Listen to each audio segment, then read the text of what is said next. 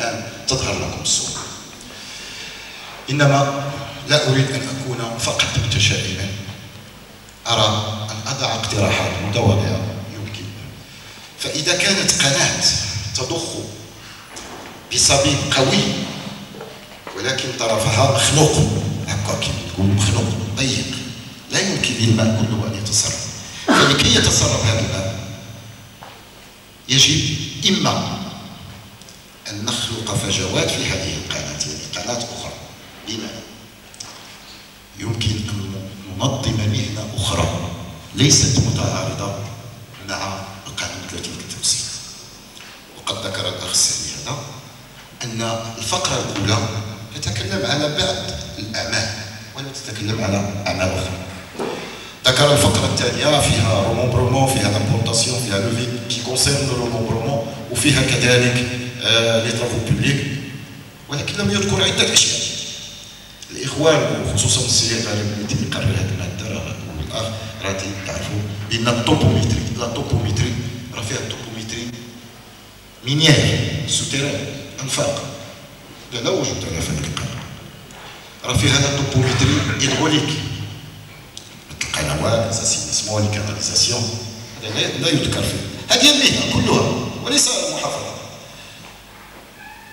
هناك لا طوبوميتري دو كونستركسيون مذكور باتيمون، هناك طوبوميتريا طرقية، هناك عدة أشياء في الطوبوميتريا لا حصر لها وليست مذكورة في القانون 93. وإذا نظمت في هذه المهنة يمكن أن ننظم هيئة الطوبوميتريين وليس الطوبوغرافي. طوبوميتري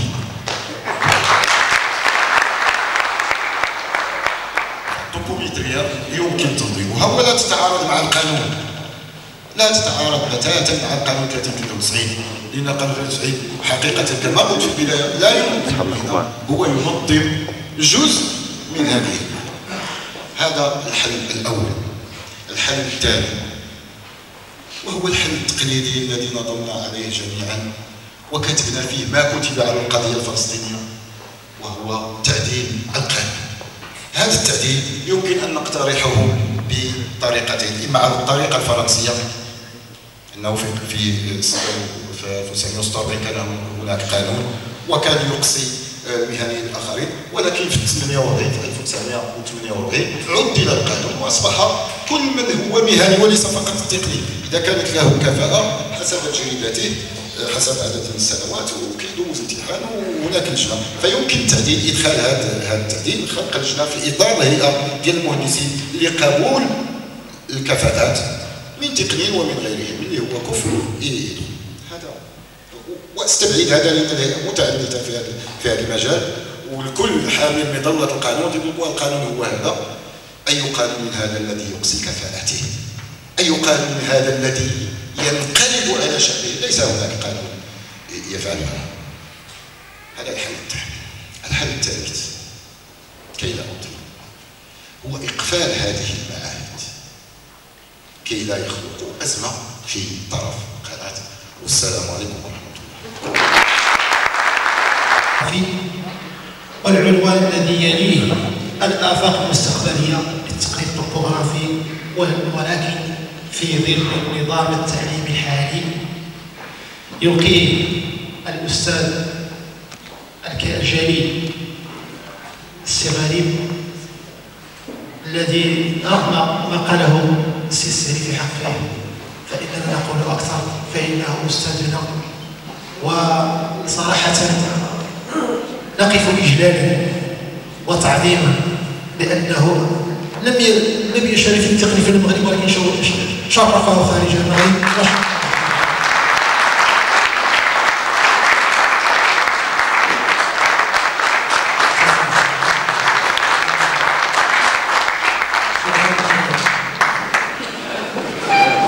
إذا فليتفضل نشكر الأستاذ بدر الاستغاثة. Mesdames et messieurs,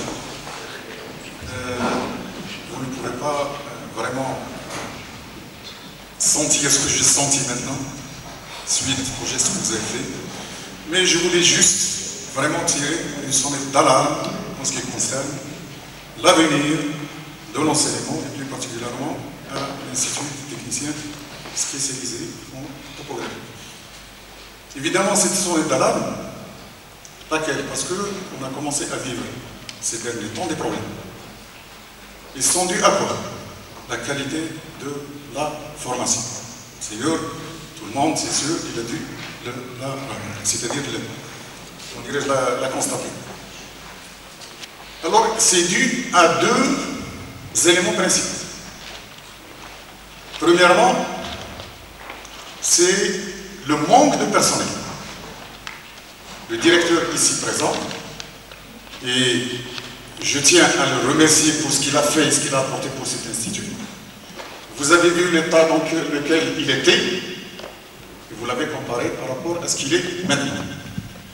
En ce qui concerne l'équipement, je vous le jure que c'est le moment, pendant ces dernières années, où l'Institut a été, non pas équipé, mais super équipé.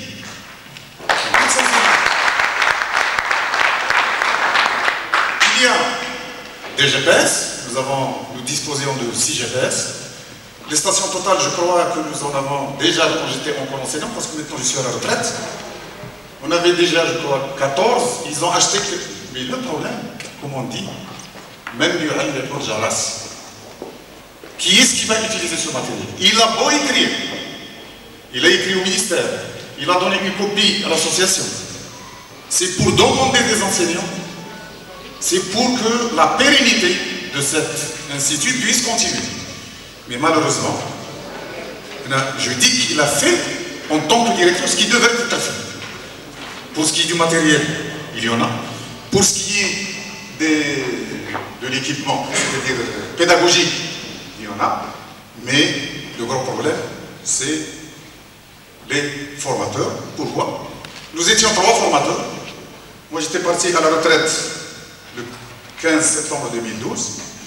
Et bien que ce n'est pas pour me vanter, et ça c'est un drame. Pourquoi j'avais dit qu'il fallait tirer une sonnette d'alarme. J'étais le seul à pouvoir utiliser ce matériel. Et le directeur il est là pour dire le contraire, pour confirmer ce que je viens de dire. Donc, quand même, c'est malheureux. Je suis parti à la retraite, je resterai toujours à disposition de l'école, il n'y a pas de problème. Mais demain, je vais mourir. Donc, si jamais je mourrais, est-ce qu'on va fermer cet institut? Donc, ce manque d'enseignants, il y a Silaka qui vient de passer aussi, c'était le pilier des travaux pratiques.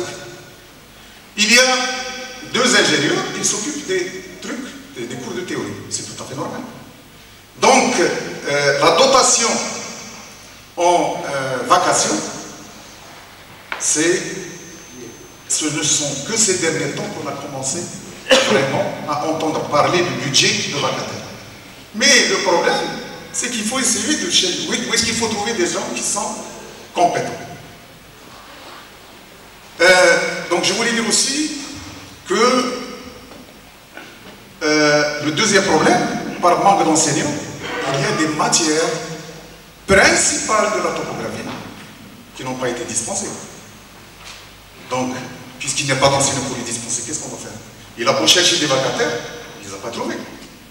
Mais quand on réfléchit longuement en ce qui concerne ces matières qui ont été supprimées, eh bien, supprimées, c'est qui n'ont pas été enseignées, on pourrait dire il n'y a pas de raison pour les enseigner. Pourquoi? Parce qu'il y a le créneau de la NCFCC, c'est-à-dire l'instruction technique du cadastre, la copropriété, les calculs professionnels et le regroupement. Ce sont tous des créneaux qui relèvent de l'article 1 alinéa numéro 1 de la loi 3093. Donc à quoi ça sert de former quelqu'un comme ça, quand il sortira dans le monde professionnel, il va être bloqué. C'est inutile de former, de faire apprendre, de faire perdre un élève un temps pour lui faire apprendre des choses qu'il... Deuxièmement, justement, pourquoi j'ai dit qu'il y a un problème de la sonnette d'alarme qu'il faut tirer. Dernièrement, il y a quelqu'un qui m'a appelé pour me dire, s'il vous plaît, je voudrais avoir une information sur les conditions d'accès à l'école. Et ça m'a vraiment étonné. Pourquoi?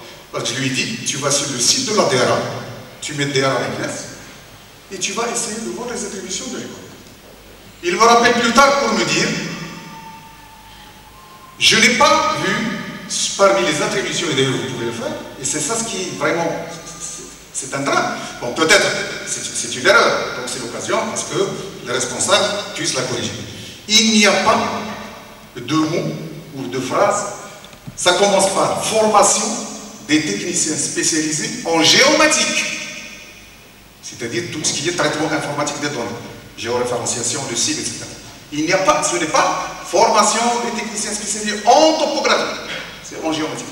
Formation des techniciens spécialisés en génie rural. Évidemment, je ne dirais pas que c'est fait, c'est voulu, mais quand on voit l'historique de la vie du technicien vis-à-vis des lieux, des lois qui sont sorties, la loi 3093, la loi 1407, on a l'impression de vouloir étouffer et vraiment supprimer cet institut de la carte.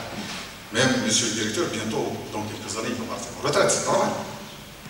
Donc, qu'est-ce que vous voulez que cet institut soit fermé?